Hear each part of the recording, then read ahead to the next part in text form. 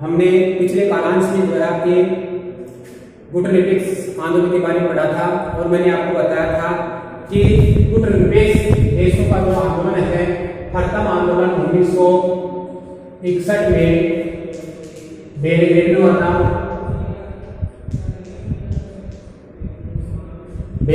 था और इसके 25 सदस्य देश थी। इस सम्मेलन में भाग लेने वाले देशों की संख्या 25 थी और इन 25 देशों ने जो है इस सम्मेलन में भाग लिया था और उस समय इनकी प्रमुख जो समस्या थी वो अपने गुटों में शामिल न होते हुए अपनी जो स्वतंत्रता है उसको बनाए रखने का मुद्दा जो है इनका प्रमुख मुद्दा था।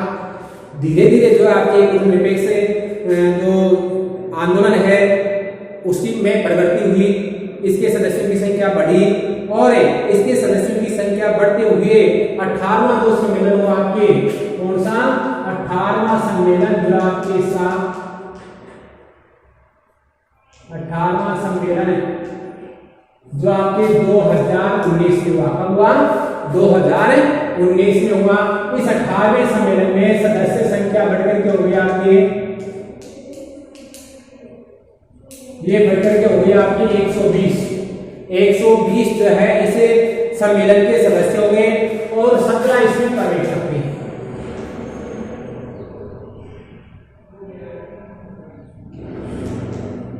17 जो आपके क्या थे इसके पर्यवेक्षक देश थे जो इसका पर्यवेक्षण कर रहे थे, जो इस बात की जानकारी कर रहे थे। आपके पर्यवेक्षक आए हैं, पर्यवेक्षक थे आपके जो आपकी इस बात की जानकारी कर रहे थे कि गुटनिरपेक्ष देशों के सम्मेलन में किन किन बातों पर किन किन मुद्दों पर चर्चा होती है, ये आंदोलन कहां तक सफल रहेगा या ये अपने जो उद्देश्य है उनको पूरा कर रहा है या नहीं कर रहा है, इन बातों का जो पर्यवेक्षण करने का कार्य पर्यवेक्षण द्वारा किया जा रहा था। तो ये सम्मिलित हुए। मैंने ये भी बताया आपको कि गुटनिरपेक्ष आंदोलन जैसे जैसे जो आपके बढ़ता गया और अंतर्राष्ट्रीय रूप धारण करता गया वैसे वैसे इनके सदस्यों की संख्या बढ़ती गई और इन सदस्यों की संख्या में जो देश सम्मिलित हुए उन देशों के अपने राजनीतिक जो व्यवस्थाएं थी वो अलग अलग थी और इन राजनीतिक व्यवस्थाओं के साथ साथ इनके हित भी अलग अलग थे। जो आपके 25 से बढ़कर के देशों की संख्या 120 हो गई, तो इसका मतलब ये हुआ कि जो देश और इसमें सम्मिलित हुए, जिन देशों के सम्मिलित होने से ये एक अंतर्राष्ट्रीय आंदोलन बना, विश्व स्तर का आंदोलन बना। इससे कि इन देशों की जो राजनीतिक व्यवस्थाएं थी वो समान नहीं थी, अलग अलग थी, साथ साथ में इनके हित यानी उद्देश्य भी अलग अलग थे। इसका मतलब ये हुआ कि इस आंदोलन में जो आपके बदलाव आया, इसका स्वरूप पहले जो आंदोलन था उसका स्वरूप क्या हो गया, बदल गया। क्यों? क्योंकि राजनीतिक व्यवस्थाएं अलग थी और जो है आपके इनके हित अलग थे, हित अलग होने से इस आंदोलन के स्वरूप में बदलाव आ गया। बदलाव आने का मतलब ये हुआ है कि इसकी सटीक कोई परिभाषा देना चाहे तो नहीं दे सकते। अगर हम ये कहें कि गुटनिरपेक्ष आंदोलन क्या है, उसकी बजाय जो है आपके ये कहना ज्यादा उचित होगा कि गुटनिरपेक्ष आंदोलन क्या नहीं है। ये कहना ज्यादा उचित रहेगा कि गुटनिरपेक्ष आंदोलन क्या नहीं है। क्यों? क्योंकि गुटनिरपेक्ष आंदोलन को का जो परिभाषा है वो इस रूप में दी जा सकती है कि गुटनिरपेक्ष आंदोलन महाशक्तियों के गुट में शामिल न होने का आंदोलन है। गुटनिरपेक्ष आंदोलन क्या है? गुटनिरपेक्ष आंदोलन है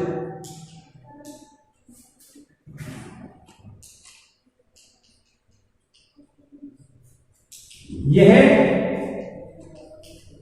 महाशक्तियों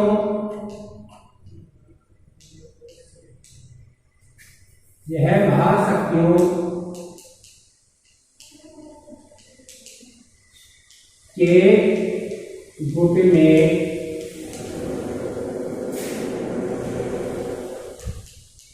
शामिल न होने का आंदोलन है।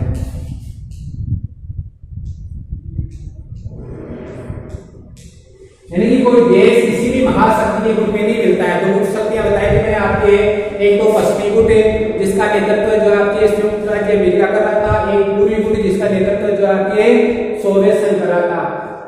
यानी कि पूंजीवादी गुट और सोवियत संघ वाला साम्यवादी गुट, ये दोनों गुटों में न शामिल होकर के अगर अपनी स्वतंत्र विदेश नीति का कोई देश अनुसरण कर रहा है तो गुटनिरपेक्ष आंदोलन कहलाता है। गुटनिरपेक्ष आंदोलन का हमें जो परिभाषा है या अर्थ है इस रूप में बता सकते हैं कि गरीब और विश्व के छोटे देश, गरीब और विश्व के छोटे देश, गरीब और विश्व के छोटे देश महाशक्तियों, छोटे देश महाशक्ति जो आपके महाशक्तियों का पिछलगु बनेगी। तो छोटे गरीब और विश्व के छोटे देशों को महाशक्तियों का पिछलगु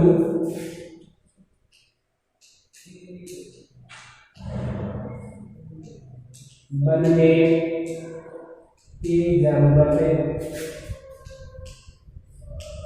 नहीं है। अर्थात गरीब और विश्व के जो छोटे देश है, गरीब और छोटे देशों को महाशक्तियों का पिछलगु बनने की जरूरत नहीं है। यही जो है आपके गुटनिरपेक्ष आंदोलन है। जो भी कह सकते हैं कि गुटनिरपेक्ष आंदोलन है, इसमें गरीब और छोटे देशों को महाशक्तियों का पिछलगु बनने की आवश्यकता नहीं होती है, या गरीब और छोटे देश महाशक्तियों का पिछलगु नहीं बनते हैं।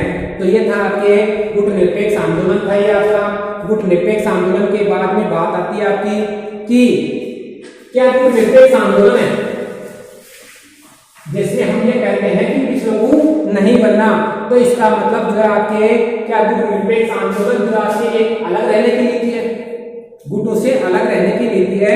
तो क्या ये जो है आपके इसका मतलब ये हुआ यहाँ पर है कि गुटों से में शामिल नहीं होना, इसका मतलब गुटों से अलग रहने की नीति है क्या? इसका मतलब ये है क्या गुटनिरपेक्षता जो आपके कर्तव्यवाद है। तो देखो आपके गुटनिरपेक्ष आंदोलन कर्तव्यवाद नहीं है,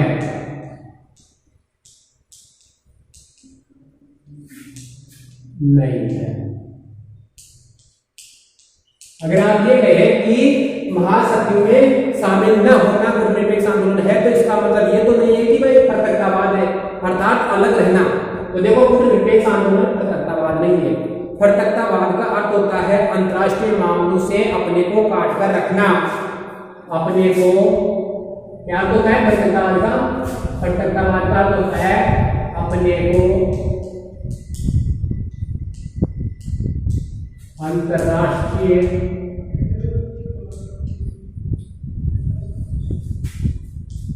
मामलों से काट कर रखना, यानी अंतर्राष्ट्रीय मामलों में भागे नहीं लेना, ये कर्तव्यवाद कहलाता है। अगर हम अंतर्राष्ट्रीय मामलों में भाग नहीं लेते, रुचि नहीं लेते हैं, तो इसका मतलब हम कर्तव्य है। देखो यहाँ पर 1787 में अमेरिका का स्वतंत्रता आंदोलन हुआ था। स्वतंत्रता आंदोलन ये 1787 में हुआ था अमेरिका का। इस आंदोलन से लेकर प्रथम विश्व युद्ध के आरंभ कब हुआ था? 1914 में। तब जो है अमेरिका ने अंतर्राष्ट्रीय मामलों से अलग रहा। 1987 में अमेरिका ने स्वतंत्रता प्राप्त की थी, स्वतंत्रता आंदोलन हुआ था। स्वतंत्रता प्राप्त करने के बाद में अमेरिका ने विश्व के देशों से अपने आप को अलग कर लिया। वो दुनिया के देशों के किसी मामले में रुचि नहीं लेता था, उसे दुनिया से कोई मतलब नहीं था अंतर्राष्ट्रीय, यानी कि अंतर्राष्ट्रीय मामलों से वो पट गया, अलग हो गया। और तब से 1787 से लेकर के प्रथम विश्व युद्ध हुआ आपके 1914 में प्रारंभ हुआ, तो उस समय तक वो अलग था। तो अमेरिका की इस नीति को क्या कहा जाता है? प्रत्यक्षवाद कहा जाता है। इस नीति को क्या कहा जाता है? प्रत्यक्षवाद कहा जाता है। जबकि अगर हम गुटनिरपेक्ष आंदोलन की बात करें या गुटनिरपेक्ष आंदोलन के देशों की बात करें, तो गुटनिरपेक्ष आंदोलन के देश जिनमें भारत भी सम्मिलित है, इन्होंने अपने को कभी भी जो है आपके भटक नहीं रखा, अंतर्राष्ट्रीय मामलों से काट करके नहीं रखा। इन देशों ने प्रतिद्वंदी गुट का मतलब क्या? साम्यवादी और पूंजीवादी। साम्यवादी और पूंजीवादी गुट के जो देश थे उनमें कभी युद्ध हुआ तो उस युद्ध में गुट निरपेक्ष आंदोलन के देशों ने, जिनमें भारत भी सम्मिलित था, क्या कार्य किया? मध्यस्थता का कार्य किया, युद्ध को टालने का कार्य किया, अगर युद्ध हो रहा है तो उसको रुकवाने का कार्य किया। तो ये मध्यस्थता की भूमिका निभा करके गुट निरपेक्ष आंदोलन के देशों ने जो आपके विश्व शांति बनाए रखने में महत्वपूर्ण भूमिका निभाई। इस कारण गुट निरपेक्ष आंदोलन को हमें फरकट्टावादी आंदोलन नहीं कह सकते। दूसरी बात ये आती है कि क्या गुट निरपेक्षता तटस्थता है या तटस्थता का धर्म निभाना नहीं है? तो देखो, गुट निरपेक्षता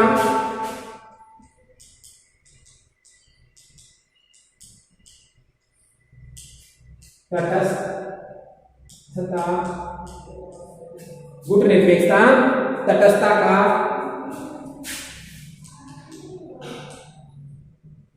धर्म निभाना भी नहीं है। गुट निरपेक्षता के बारे में कहा जाता है कि क्या गुट निरपेक्षता तटस्थता है क्या? तो देखो, गुट निरपेक्षता तटस्थता का धर्म निभाना भी नहीं है। तटस्थता का मतलब होता है कि जो आपके अगर कोई युद्ध हो रहा है तो युद्ध में शामिल न होना, युद्ध में शामिल नहीं होना, युद्ध को अगर रुकवाना है तो रुकवाना नहीं, या फिर युद्ध के क्या परिणाम निकले उन परिणामों के बारे में अपना कोई पक्ष न रखता है, तो इसका मतलब तटस्थ है। तो भारत में शहीद गुट निरपेक्ष आंदोलन के जो देश थे वो शीत युद्ध के दौरान तटस्थ नहीं थे। इन देशों ने जो आपके तटस्थता की नीति का पालन नहीं किया।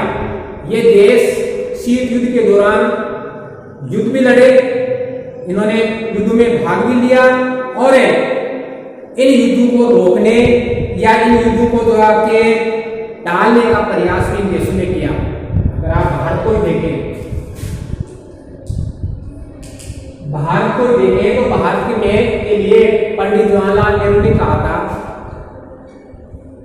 कि गुट निरपेक्षता का मतलब तटस्थता नहीं है, अर्थात ये नहीं है कि भारत तटस्थ रहेगा। भारत अपने मामलों में या अपने आर्थिक हितों पर कोई देश नुकसान पहुंचाता है, चोट करता है, तो भारत न तो तटस्थ रहता और न ही भविष्य में तटस्थ रहेगा। अगर कोई देश भारत पर आक्रमण करता है, कोई देश भारत को जो है हानि पहुंचाता है, तो ऐसी स्थिति में भारत न तो तटस्थ था और न ही तटस्थ होगा। इसका मतलब ये हुआ कि गुट निरपेक्षता तटस्थता का धर्म निभाना नहीं है। देखो, तटस्थता का मतलब मैंने बता दिया कि किसी युद्ध में भाग नहीं लेना, और अगर कोई युद्ध हो रहा है तो युद्ध के परिणाम है, उन परिणामों के बारे में कोई अपना पक्ष नहीं रखता है, तो इसका मतलब ये हुआ कि वो तटस्थ है। तो यहाँ पर देखो, भारत तटस्थ नहीं था। भारत के साथ अन्य गुट निरपेक्ष जो देश थे वो भी तटस्थ नहीं थे, क्योंकि भारत ने स्वयं भी देखो आपके 1962, 1965 और 1971 ये युद्ध लड़े थे, ये युद्ध लड़े थे। तो यहाँ पर भारत के साथ में भी युद्ध हुए, अन्य देशों में भी युद्ध हुए, गुटों में भी युद्ध हुए, तो भी जो है देश भारत और अन्य देशों ने उनके परिणामों पर अपने पक्ष रखे। तो इस प्रकार गुट निरपेक्षता की जो नीति है वो तटस्थता की नीति भी नहीं है, तटस्थता का धर्म निभाने की नीति भी नहीं है।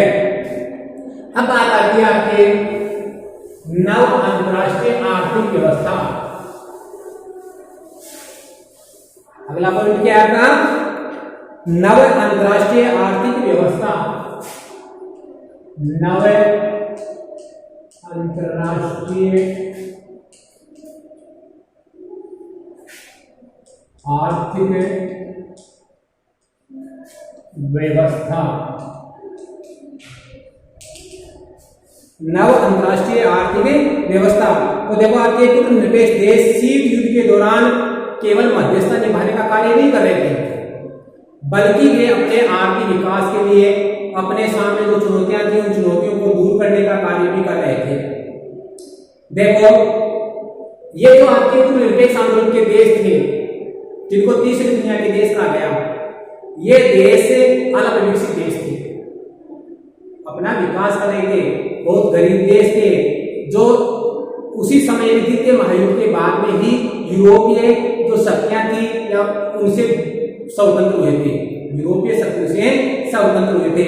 इसलिए इन्हें गुटनिरपेक्ष आंदोलन के देशों के सामने दो प्रमुख समस्याएं थी।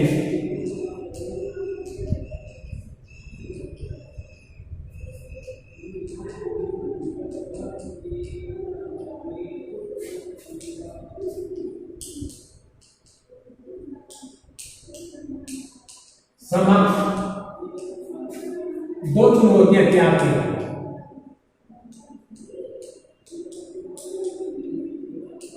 दो चुनौतियां क्या थी? पहली बात तो यह था कि अपना आर्थिक विकास करना, अपना आर्थिक विकास करना।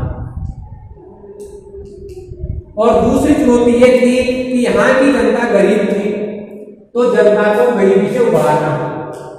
दूसरी चुनौती क्या थी? अपनी जनता को गरीबी से उबारना।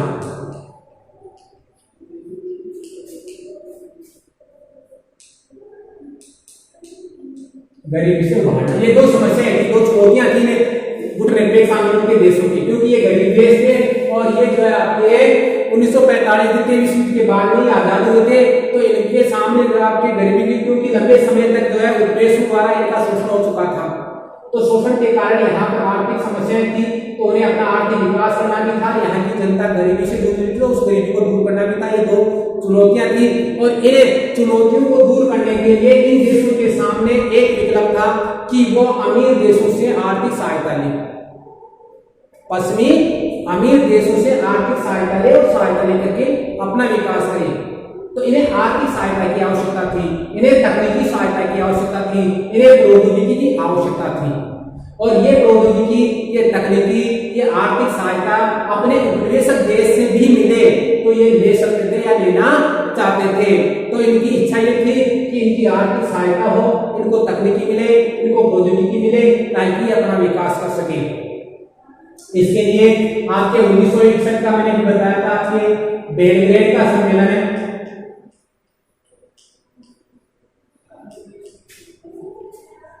इसमें आर्थिक मुद्दा महत्वपूर्ण नहीं था, ये महत्वपूर्ण नहीं था। गुटनिरपेक्ष देशों का आज जो आपके 1961 में बेलग्रेड का सम्मेलन हुआ, उसमें आर्थिक मुद्दा महत्वपूर्ण नहीं था, लेकिन धीरे धीरे 1970 के दशक तक आते आते 1970 के दशक में आर्थिक मुद्दा महत्वपूर्ण हो गया।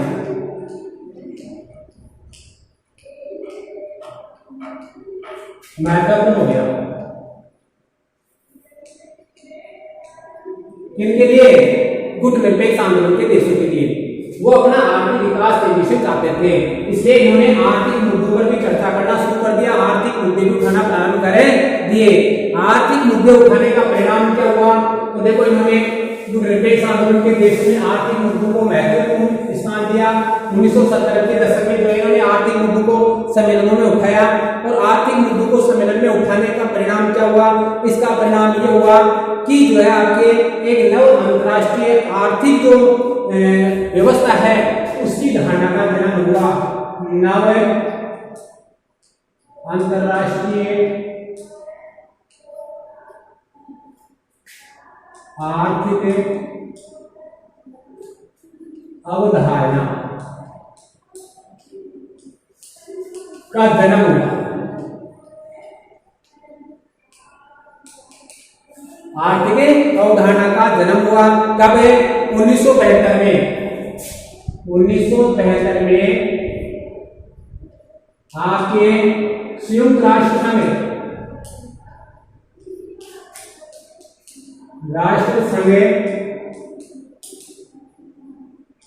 संयुक्त राष्ट्र संघ ने जो आपके व्यापार और व्यवसाय से संबंधित सम्मेलन था। तो संयुक्त राष्ट्र संघ के व्यापार और विकास से संबंधित जो सम्मेलन था आपके, इस विकास से संबंधित सम्मेलन है, तो जो आपके विकास से संबंधित सम्मेलन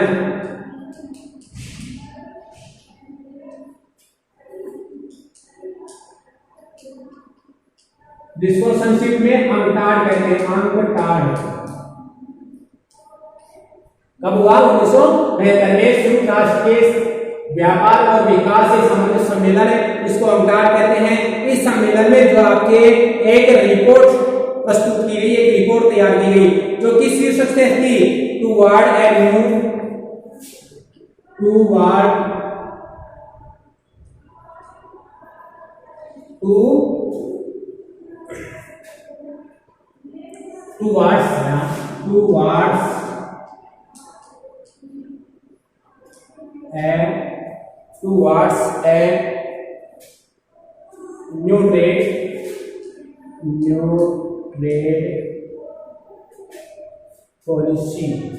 new trade policy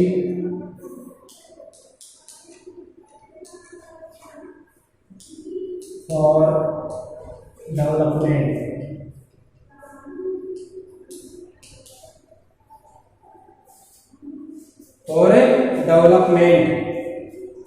towards a new trade policy for development, आपके शीर्षक है, ये शीर्षक है रिपोर्ट, आपके प्रस्ताव का रिपोर्ट जो है शीर्षक से एक रिपोर्ट तैयार की गई, एक प्रस्ताव तैयार किया गया और इस प्रस्ताव में आपके वैश्विक व्यापार प्रणाली के सुधार की बात कही गई थी। इस प्रस्ताव में, इस शीर्षक वाले प्रस्ताव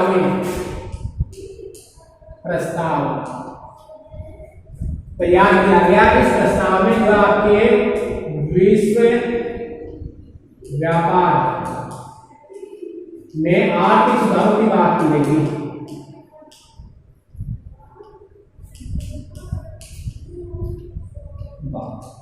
आर्थिक सुधारों की बात की गई थी और इसमें यह कहा गया था कि व्यापार या जो आपकी आर्थिक व्यवस्था है, इसका लाभ छोटे देशों को मिलना चाहिए। क्या कहा गया था कि विश्व व्यापार से आर्थिक जो लाभ है वो छोटे देशों को भी मिलना चाहिए। और इसी रिपोर्ट को, इसी सुधार के लिए कही गई बात को नव अंतर्राष्ट्रीय आर्थिक अवधारणा कहते हैं। नव अंतर्राष्ट्रीय आर्थिक अवधारणा कहा जाता है। यह आपके आर्थिक व्यवस्था की, नव अंतर्राष्ट्रीय आर्थिक व्यवस्था की अवधारणा है। व्यवस्था भी कहते हैं इसे, ये नव अंतर्राष्ट्रीय आर्थिक व्यवस्था की अवधारणा है। तो इसका जन्म कब हुआ? 1972 में हुआ। संयुक्त राष्ट्र संघ के व्यापार और विकास से संबंधित सम्मेलन है, जिसको अंकटाड कहते हैं। इसमें जो है आपके एक प्रस्ताव रखा गया, उस प्रस्ताव का शीर्षक था towards a new trade policy for development. माने इस शीर्षक से जो प्रस्ताव था, उस प्रस्ताव में विश्व व्यापार में आर्थिक सुधारों की बात कही गई थी। बात के आधार पर यह तय किया गया था कि व्यापार का लाभ गरीब देशों को भी मिलना चाहिए। इसी को जो है क्या कहता है? नव अंतर्राष्ट्रीय आर्थिक व्यवस्था की अवधारणा कहा जाता है, नव अंतर्राष्ट्रीय आर्थिक व्यवस्था कहा जाता है। देखो इस रिपोर्ट में क्या कहा गया था? इस रिपोर्ट में कहा गया था कि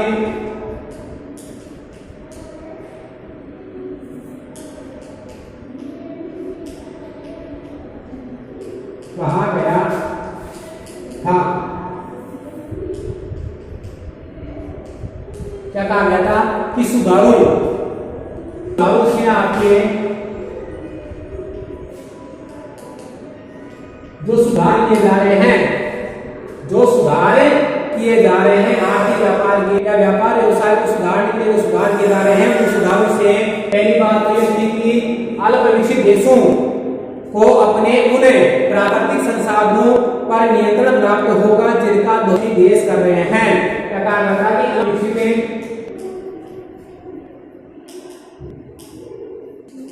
देशों को अपने उन प्राकृतिक संसाधनों,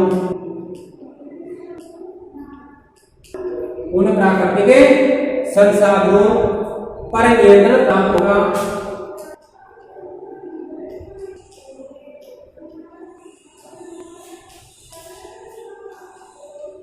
जिनका दोहन विकसित करते हैं।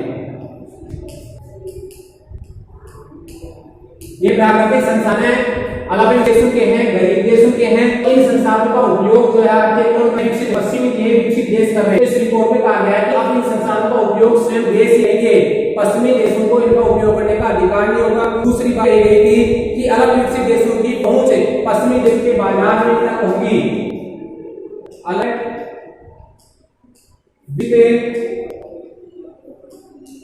देशों की पहुंच, अलग विकसित देशों की पहुंच विकसित देशों के बाहर होगी, क्योंकि अलग देश जो है आपके देशों के बाजारों में अपने उत्पादों को नहीं बेच सकते थे। इसी माध्यम से उद्गार दिया गया। तीसरी बात, पश्चिमी देशों से मंगवाई जाई प्रौद्योगिकी सस्ती होगी। तीसरी बात क्या होगी, प्रौद्योगिकी की लागत कम होगी।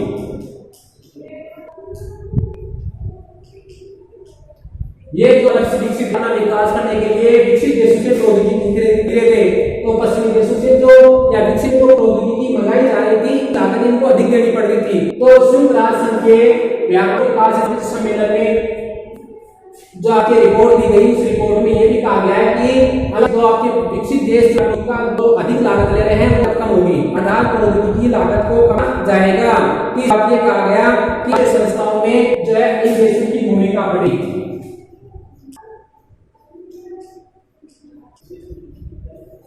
संस्थाओं, अंतरराष्ट्रीय संस्थाओं इन देशों की भूमिका बढ़ेगी। अब जैसे आप ऐसी जो अंतरराष्ट्रीय संस्थाएं हैं, संस्थाओं में जो आपके अलग विकसित देशों की कोई महत्वपूर्ण भूमिका नहीं थी। तो इस रिपोर्ट के माध्यम से ये व्यवस्था की गई कि अलग विकसित देशों की जो आपके भूमिका जाएगी और बढ़ाई जाएगी। इसके साथ ही आपके ये नव अंतरराष्ट्रीय आर्थिक व्यवस्था का जो मामला था, जो आपकी व्यवस्था थी, वो आगे जाकर के लागू नहीं हुई। 1980 में 1980 में ये बंद पड़ गई। अंतरराष्ट्रीय आर्थिक व्यवस्था की जो बात थी, व्यवस्था की जो आवाज थी या व्यवस्था पर जो बल दिया गया था, ये बंद पड़ गई। बंद क्यों पड़ गई? क्योंकि विकसित जो देश थे, विकसित देशों ने इसका विरोध किया।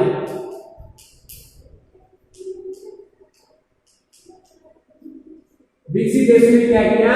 एक सुर में इनका विरोध किया कि नहीं, ऐसा नहीं हो सकता, हम अपनी प्रौद्योगिकी सस्ती नहीं दे सकते, हम प्राकृतिक संसाधनों का उपयोग और छोटे देशों को अपने बाजार में माल देना चाहते हैं, वो उस पर प्रतिबंध लगाना चाहते थे, क्योंकि विकसित देशों को इससे हानि हो रही थी। इससे विकसित देशों ने एक सुर में जो आपके इस नई आर्थिक जो व्यवस्था थी, इस व्यवस्था का विरोध किया। इस वजह से ये व्यवस्था की जो गति थी वो क्या हो गई? आपके धीरे पड़े गई। अब बात आती है आपके भारत और शीत युद्ध के दौरान भारत ने क्या भूमिका निभाई, शीत युद्ध में क्या भूमिका रही, इस पर जो है आपके